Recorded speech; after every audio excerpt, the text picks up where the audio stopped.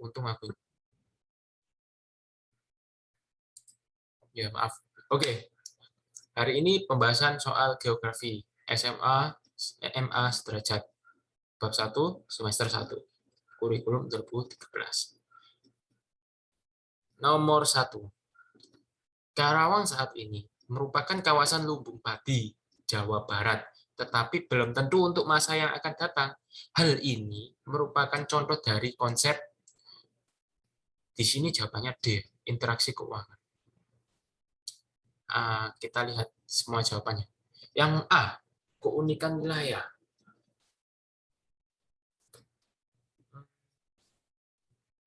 B, lokasi relatif.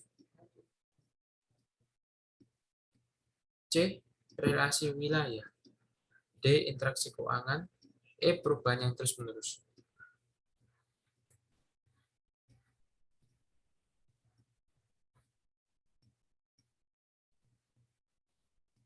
Oke, kalau menurut aku ya,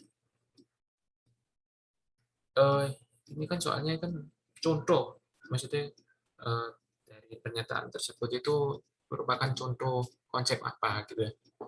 Kalau kan masalahnya kan Karawang itu saat ini itu kawasan lumbung padi. Nah, akan tetapi belum tentu ke depan atau masa yang akan datang itu apakah masih kawasan lumbung padi apa tidak, masih belum belum pasti gitu ya. Nah, ini berhubungan sama apa?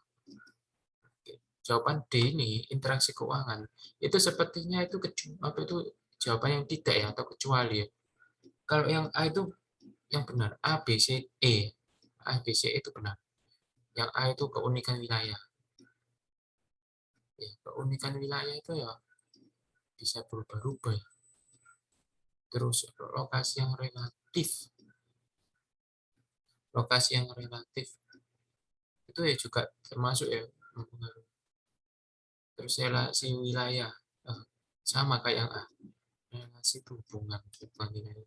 Jadi kalau relasi antara wilayah A dan wilayah Karawang ini itu tidak baik, maka ya mungkin bisa jadi uh, lumbung padi di Karawang tersebut ya itu bisa jadi nggak akan ada lagi gitu di masa yang akan datang.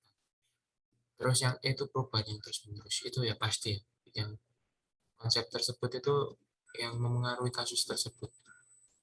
Jadi jawabannya itu yang D ya. Tapi kecuali harusnya ditambah kecuali. Ini enggak ada kecuali. Jadi kalau menurutku ya D itu yang paling tepat. Kalau ditambah kecuali. Soalnya di sini jawabannya D. Tapi kalau nggak ada kecuali ini ya jawabannya A, B, C, E. Benar, bukan D. Kecualinya hilang. Kalau menurutku ya. Oke lanjut ya. Nomor 2. Sumbangan Eratos Enos dalam geografi adalah jawabannya A.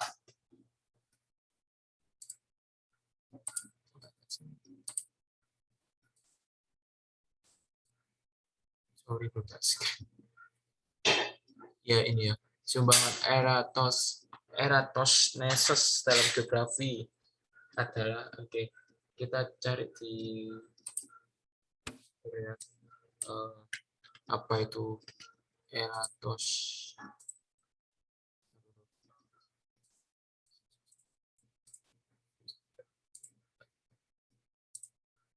apa itu Eratosthenes. Kalau anak IPS itu sebenarnya harus hafal-hafal kata-kata seperti ini. Eratos. Kita cari apa itu Eratosthenes. Oke, di sini menurut Wikipedia ya, Eratosthenes merupakan seorang matematikawan, ahli geografi dan astronomi zaman Helenistik. Ia tercatat sebagai orang yang pertama kali memikir sistem koordinat geografi dan yang pertama kali menghitung keliling bumi. Oh, jadi Eratosthenes itu merupakan ilmuwan yang menemukan sistem koordinat geografi dan dia itu mampu menghitung keliling bumi sebelum orang-orang itu mampu menghitungnya. Kita kembali ke soal. Nah, ini sumbangan. Sumbangan itu hipotesis ya atau penemu ya. Ya, menemukan apa gitu. Temuan lah, sumbangan itu temuan. Temuan Eratosthenes dalam geografi itu apa? Ini harus tahu ini, harus hafal. Yang A itu pendapat bahwa bumi itu bulat, B pendapat bahwa bumi itu datar, C pendapat bahwa bumi itu berlapis-lapis, D pendapat bahwa bumi itu tidak bisa negara, E pendapat bahwa bumi itu satu-satunya planet yang dapat ditinggali. Oke, kita kembali lagi ke itu ya, temuannya Eratosthenes itu dia itu mampu menemukan sistem koordinat dan mampu menghitung keliling bumi. Oke, kalau jawabannya cocok itu ya itu sebentar.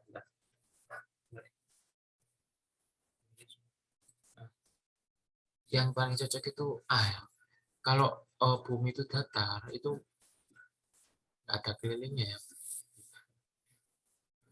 Kalau berlapis-lapis malah nggak ada keliling. Diselimuti lapisan udara ya kurang cocok. Yang terakhir itu dapat ditinggali ya pastilah. Tapi bukan dari temuannya Eratosthenes. Yang paling tepat bumi itu bulat. Jawabannya adalah A. Nomor 3. Menurut aliran fisis determinis, kehidupan manusia ditentukan oleh nah, kita harus tahu apa itu aliran fisis determinis ya. Harus tahu gini. Nah, sebagai orang orang yang ahli IPS ya, orang yang ahli sosial itu harus mengerti. Apalagi anak IPS itu harus paham aliran fisis determinis. Kita cari ya di Google. Di Google itu untungnya zaman sekarang itu udah lengkap ya, banyak sekali argumen-argumen di Google. Jadi fisis determinis itu merupakan pemahaman geografis yang menyatakan bahwa semua kehidupan manusia dipengaruhi dan bergantung pada lingkungan sekitar. Ya ini ya, kita kembali ke soal. Oke, menurut aliran fisis kehidupan manusia ditentukan oleh A. Manusia itu sendiri, B. Ilmu pengetahuan, C. Budidaya manusia, D. Teknologi, E. Alam. Dari pernyataan yang ada di Google ini ya, determinis itu bahwa semua kehidupan manusia dipengaruhi dan bergantung pada lingkungan sekitarnya. Jadi apa yang paling tepat? Lingkungan sekitar. Kalau kita hidup di masyarakat, maka lingkungan sekitarnya itu apa? Ya manusia. Tetangga kita kan manusia. Masa hewan? Monyet gitu kan? Ya enggak. Jadi jawabannya, kok alam? Manusia itu sendiri. Oh, ternyata jawabannya E. Bukan manusia itu sendiri. Berarti lingkungan sekitar itu, berarti yang dimaksud itu adalah alam, bukan manusia itu sendiri. Jadi lebih mencakup secara garis besar sih kalau bicara tentang alam ya, bukan manusia itu sendiri. Oh ya sih belum tentu kan kayak orang hidup di tengah hutan ya. Berarti dia tidak bisa tidak bisa itu menerapkan aliran fisik determinis. Berarti lebih tepatnya itu aliran fisik determinis itu manusia itu bergantung atau ditentukan oleh alam, alam sekitar atau lingkungan sekitar. Maka jawabannya yang benar adalah E. Benar. Jawaban nomor 4. Berikut ini dijelaskan beberapa contoh fenomena yang termasuk konsep lokasi adalah, kita harus tahu ya konsep lokasi seperti apa. Konsep, ada banyak konsep ini kemarin. Ada konsep apa? Lupa. Kalau Mas ingin belajar lagi bisa dilihat di video liputan yang kemarin. Jadi seperti ini ya konsep lokasi. Konsep lokasi adalah sebuah pengetahuan yang mempelajari sebuah lokasi dengan perbedaan ruang serta persamaan yang mengenai fenomena fisik dari manusia yang ada atau yang hidup di bumi.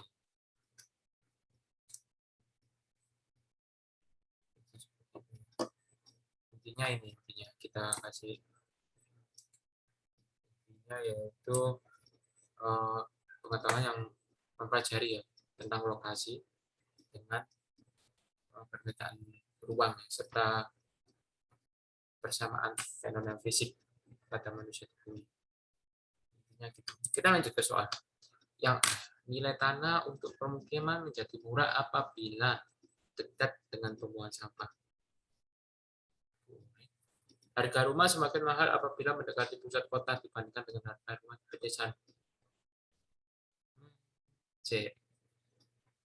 Lanjut dulu. Permukiman khusus pegawai negeri. Sebagian besar tingkat erosi maka kesuburan tanah semakin berkurang. Pembangunan villa di dataran tinggi. Nah, ini kalau aku setahu yang D ini ya. D ini kalau nggak salah itu konsep itu apa itu hubungan ya relasi konsep. Kalau konsep lingkungan ini dari konsep lingkungan, konsep lokasi ya ini. Pengetahuan yang sebuah lokasi dengan perbedaan ruang serta persamaan mengenai fenomena fisik dari pada manusia. Itu.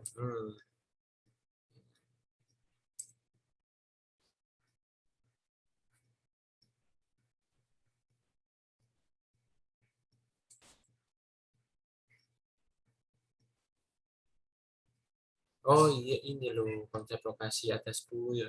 Ada konsep jarak, konsep keterjangkauan, morfologi, aglomerasi, nilai kegunaan, interaksi, differential area,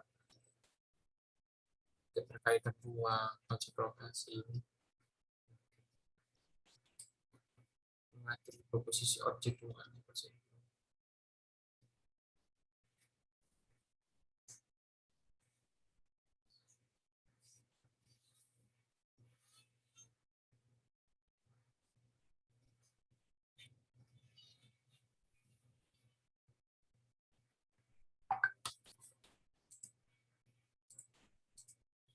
Kita lihat yang menggunakan konsep lokasi ya. Ini dari opsi yang A ini yang mendukung ya untuk konsep lokasi yaitu ini, dekat dengan sampah permukiman ya, dekat dengan tempat pembuangan sampah. Jadi lokasi permukiman ini berada di dekat dengan pembuangan sampah.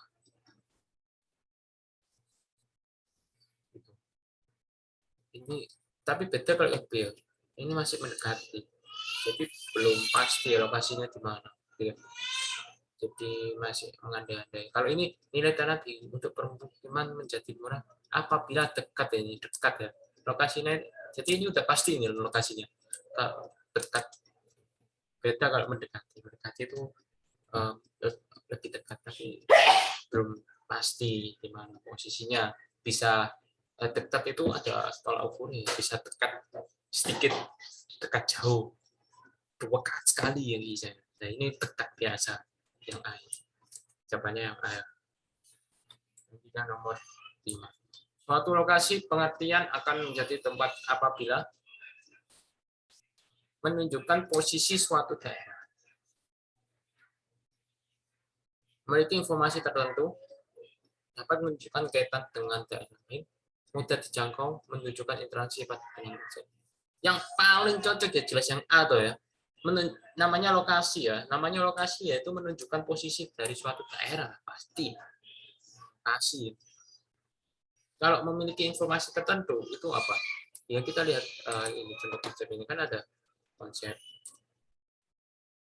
banyak kan konsep lokasi, konsep keterkaitan ruang, diferensi area, nilai kegunaan ya, aglomerasi, geomorfologi, terjangkauan, itu cara ya.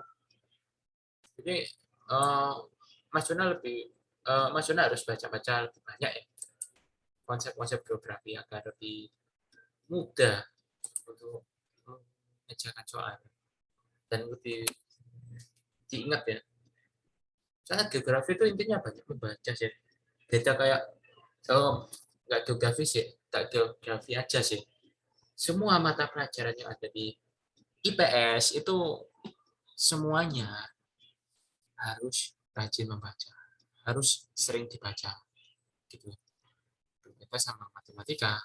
Kalau matematika itu membaca sih, cuma lebih sering yaitu latihan soal. Kalau matematika, maksudku jurusan IPA itu. Jadi kalau anak PS itu persentase membacanya itu 70%. Sedangkan persentase dari latihan soalnya ada 30%. Berbeda sama anak IPA. Anak IPA persentase latihan itu 70% dan persentase membaca itu cuma 30%. Tuh. Jadi kalau masalah gini mungkin ya Mas Jona, anak IPS lebih mengerti daripada Mas Rian. Tapi jangan uh, khawatir ya, Mas Rian sudah pernah belajar geografi waktu SMA selama 2 tahun. Ya 2 tahun. Jadi kelas 1 sama kelas 2 Mas Rian kebetulan dapat geografi. Sedangkan kelas 3-nya Mas Rian dapat ekonomi. Pelajaran minatnya. Oke, lanjut ke soal nomor 6. Perhatikan unsur-unsur dalam geografi berikut ini. Yang pertama, pola persebaran gejala tertentu permukaan bumi. Yang kedua, keterkaitan atau hubungan sesama antar gejala tersebut. Yang ketiga, perkembangan atau perubahan yang terjadi pada gejala tersebut.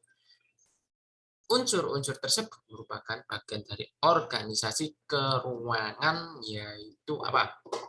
Objek formal kah? Objek material kah?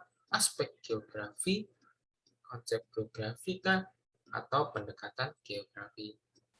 Jadi ya kita harus paham ya, harus mengerti objek objek formal itu seperti apa, objek material itu seperti apa, aspek geografi itu seperti apa, konsep geografi seperti apa, dan pendekatan geografi itu seperti apa. Kita harus tahu semuanya. Bagaimana cara tahu? Ya, caranya paling mudah yaitu membaca. Membaca tidak hanya sekali saja. Membaca kalau anak IPS biasanya membacanya 10 kali kalau mau ujian ya. Itu bisa lebih. Itu minimal 10 kali. Itu dari temanku ya cerita, kita cerita dulu, aku mau cerita dulu. Jadi dari ada 3 temanku yang anak IPS ya, teman ya, dari ketiganya itu ada teman rumah, teman sekolahan, sama teman les. Ketiga-tiganya itu dia juga ikut tes masuk kampus ya, sama-sama ikut. Akan tetapi dari ketiga-tiganya itu dia memiliki ya, dari ketiga-tiga temanku itu memiliki cara untuk belajar yang sendiri-sendiri ya. Kalau yang anak yang pertama ini itu belajarnya itu membaca ya, membaca terus, terus. Pokoknya ada waktu kosong membaca gitu ya. Membaca terus ngulang.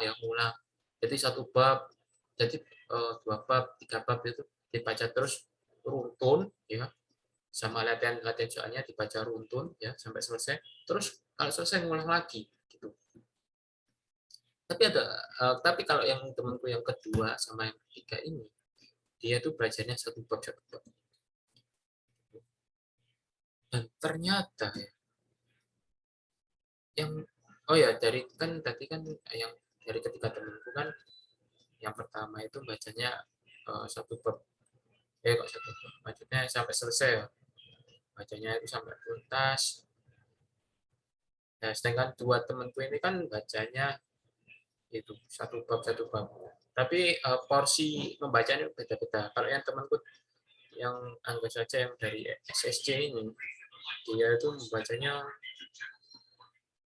berkali-kali ya, satu bab, tapi sampai dia itu benar-benar apa, diulang lagi gitu. Jadi dia itu baru 10 kali membaca bab tersebut, terus lanjut ke bab selanjutnya, lanjut lagi, terus ulang lagi gitu. Terus tapi yang atau temanku dari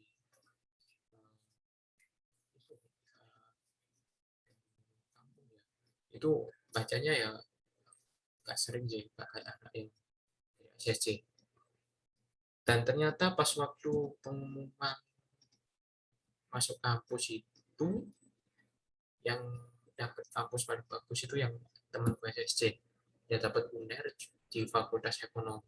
Itu kalau nggak anak top ya nggak bakal bisa masuk, soalnya grade-nya tinggi itu, wis UNER, jurusannya ekonomi sih kan, tambah ngeri gitu ya, Fakultas Ekonomi Bisnis. Wah, ngeri. Nah, jadi yang paling kampusnya paling oke itu ya yang SSC, terus ada lagi yang dari sekolahanku itu keterima di UNESA. Terus yang yang baca satu bab maksudnya sampai selesai itu nggak masuk SMK, nggak masuk kuliah negeri. Jadi kalau belajar ilmu geografi itu, Mas Jona, itu harus satu bab dulu Mas Jona kuasai gitu. Tapi ya jangan mau nonton satu bab terus, ingat bab-bab yang lain ya. Jadi tapi lebih maksimal ya, lebih maksimal belajarnya itu ya satu bab sampai kita paham betul ya. Soalnya kenapa? Kalau kita ya baca sampai selesai gitu, otomatis kalau sudah selesai baca ya, dalam artian kita udah baca semua materi geografi dari kelas 1, 2, 3, selesai ya, otomatis kita itu akan males ya, udah agak mau ngulang lagi tuh males, nggak mungkin gitu. Tapi berbeda kalau kita belajar satu bab. Kalau kita satu bab terus kita ulangi lagi sampai paham betul, otomatis masih ada yang bab selanjutnya ya. Nah, otomatis kita itu akan penasaran gitu loh, dan kita akan membaca lagi bab selanjutnya sampai paham. Ya, baca terus sampai paham gitu, latihan soal gitu. Nah, pertanyaannya, kalau baca berulang-ulang gitu, apakah ada waktu? Apakah waktunya cukup? Kalau cuma satu semester kayak atau satu tahun? Kalau satu tahun, ya nggak cukup sih. Soalnya eh, ini bukannya aku menakut-takuti ya, tapi aku ingin membuat Mas Jona lebih semangat untuk belajar. Kalau Mas Jona ingin masuk ke SMA negeri ya, SMA kuliah negeri ya. Jadi intinya Mas Jona harus membaca dari sekarang. Intinya gitu. Karena kalau waktu cuma satu tahun ya, waktu jadi mulai membaca Hamin satu tahun ya, kok Hamin apa itu ya, ya pokoknya kurang satu tahun lagi ujian gitu, otomatis ya nggak akan cukup. Mas Jona lihat pelajaran dari jurusan IPS ada berapa yang diujikan untuk masuk kampus, tak kasih tahu. Jadi untuk yang diujikan jurusan IPS sama IPA itu sama, yaitu totalnya ada 4 materi inti dari jurusan, 3 materi gabungan. Jadi bukan lintas jurusan tapi gabungan. Anak IPA sama IPS sama-sama dapat. Jadi 4 itu inti, ditambah lagi 3. Makanya ada 7. Nggak usah tak sebutin, Mas Yona pasti tahu. Ada 7. Kalau kita bagi lagi ya, dari 7 mata pelajaran, kita ambil satu pelajaran. Contohnya aja geografi. Geografi ini dari kelas 1 sampai kelas 3 itu babnya beda-beda. Dari kelas 1 ini ya kurang lebih ada sekitar 7 ya, 7 sampai 10 bab. Nah, 7 sampai 10 bab, bayangin.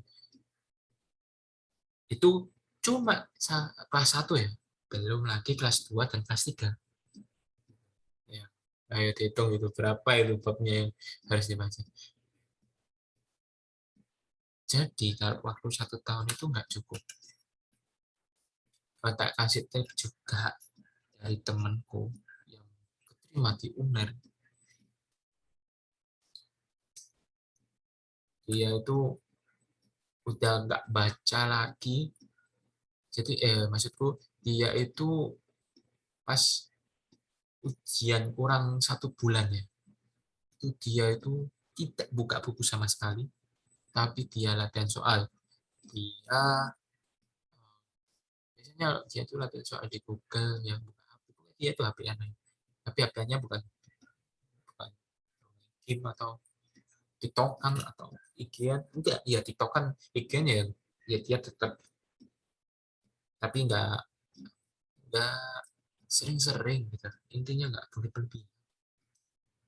TikTokan IG-an jalan, tapi yang paling sering dia itu latihan soal masuk perguruan tinggi negeri. Yang paling sering dibuka. Dan ternyata perjuangannya itu tidak sia-sia. Dia masuk di jurusan yang paling top. Mungkin kalau saingannya ya, dia itu mampu menyaingi 50 lebih orang ya. Jadi dia tuh mampu menggeser 50 orang lebih. Bayangin ya. Ya kita lihat aja jurusan ekonomi di UNER ya, itu cuma menerima sekitar 50 mahasiswa baru tiap tahun. Sedangkan yang minat ingin masuk ke jurusan ekonomi itu ya, yang mendaftar semuanya itu sekitar 1000-an orang ya. 1000 sampai 2000 orang. Kalau Mas Jona tak percaya, silakan lihat di Google. Ya, malah Mas Jan nyarani kalau Mas Jona dari sekarang lihat-lihat di Google. Jurusan apa yang diminati Mas Jona. Terus Mas Jona lihat berapa persaingannya. Kemungkinan masuknya berapa persen. Gitu. Jadi biar bisa menjadi introspeksi dirinya Mas Jona. Dan tujuannya ya agar Mas Jona bisa lebih siap ya. Siap, siap itu dalam artian bukan aku siap masuk ini enggak. Siap itu ya dari segi mental, fisik ya dan pengetahuan juga siap semuanya. Oke, sesi motivasi sudah selesai ya. Kita lanjut ke sesi menjawab soal. Oke, nomor 6 ini jawabannya yang paling tepat adalah objek formal. Jadi namanya formal ya. Formal itu tertulis. Nah, di sini tuh pola persebaran gejala tertentu berupa ini. Jadi yang paling cocok itu cek formal.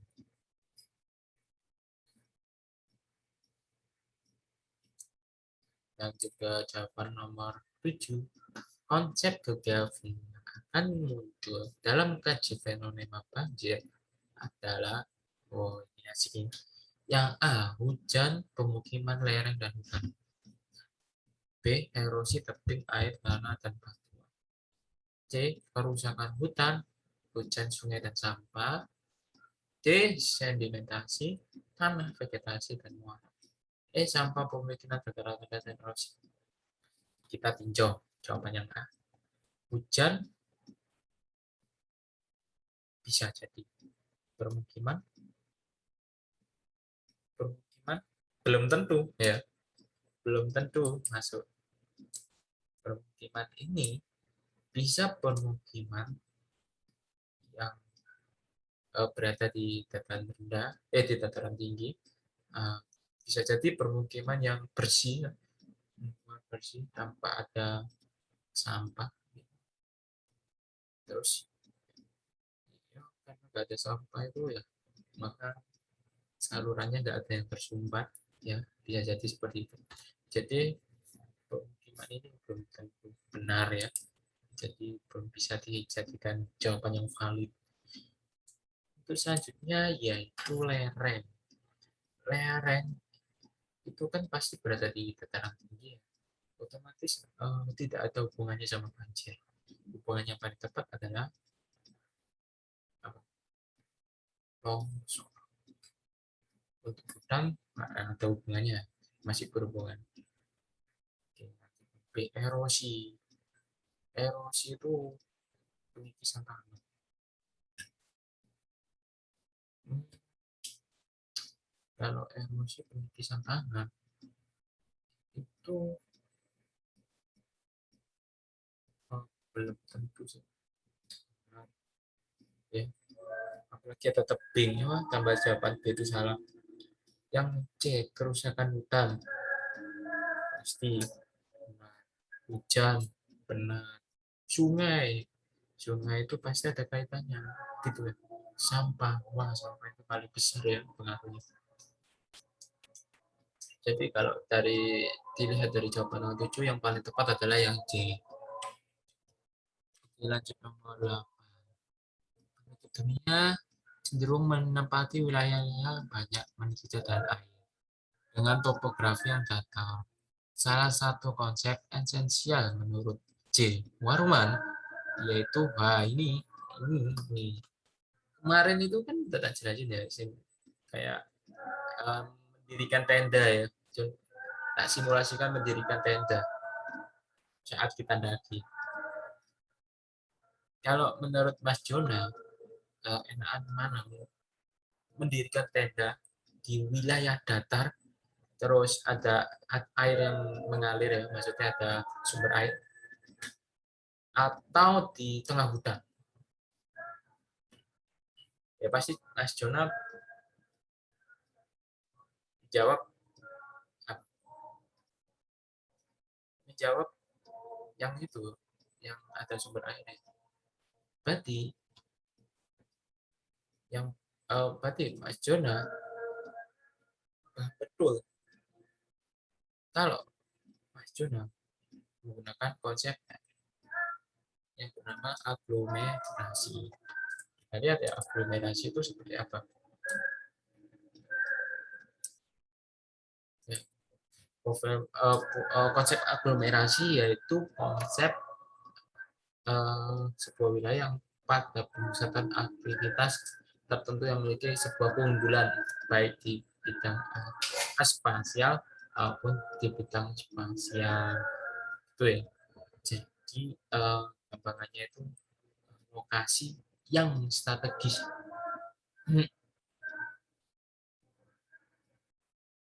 Gitu. Yang digunakan untuk pemusatan aktivitas. Itu namanya konsep aglomerasi. Jadi jawabannya yang paling tepat adalah aglomerasi.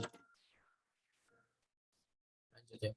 Konsep esensial geografi yang berkaitan dengan bentuk muka bumi adalah pasti namanya bentuk muka bumi ya, nggak mungkin nggak namanya aglomerasi, apalagi aksesibilitas. Aksesibilitas itu seperti transportasi, pokoknya akses ya, akses internet itu termasuk aksesibilitas. Jarak itu wah pasti enggak ya, masyarakat tahu jarak itu seperti apa. Nilai kegunaan jawaban yang paling tepat adalah morfologi. Mudah sekali. Terus jawabannya ini yang kedua yaitu pendekatan geografi dalam menganalisis gejala atau fenomena geografis berdasarkan penyebarannya adalah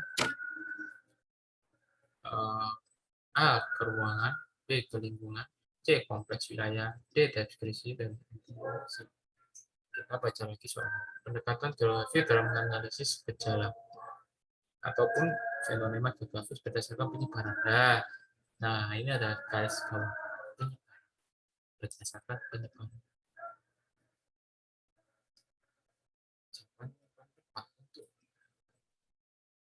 Itu pernyataan penyebaran adalah yaitu ke ruangan. Oke, untuk latihan soalnya sudah selesai.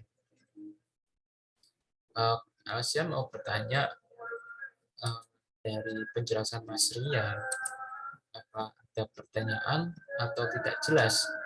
Silakan komentar, Mas Jono.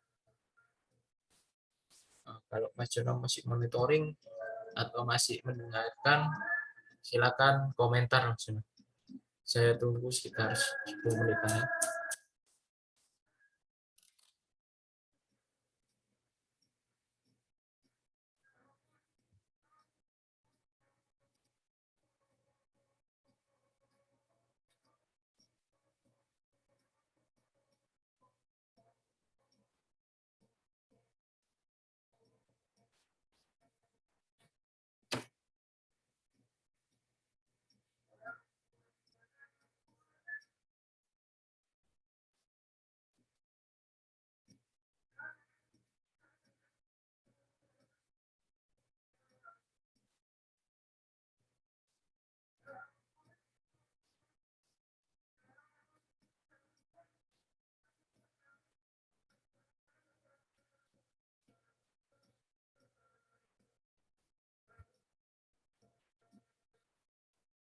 Halo, Mas Jono.